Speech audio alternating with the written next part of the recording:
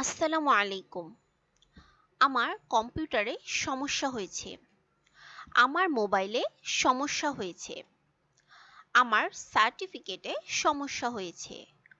আমার টেলিভিশনে সমস্যা হয়েছে। আজকের লেসনে আমরা এই সমস্যা হয়েছে এই ধরনের বাক্য আমরা কিভাবে ইংলিশে বলবো সেগুলোই আজকে শিখব।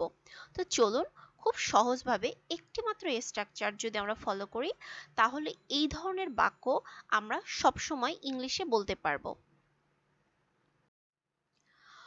কোনো কিছুতে সমস্যা হয়েছে এই ধরনের বাক্যে এই স্ট্রাকচারটি আমরা ফলো করব। There is something wrong with plus noun.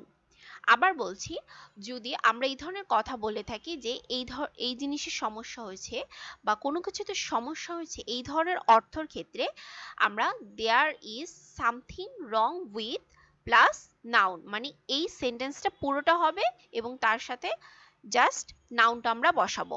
তো চলুন এক্সাম্পল। আমার কম্পিউটারে সমস্যা হয়েছে।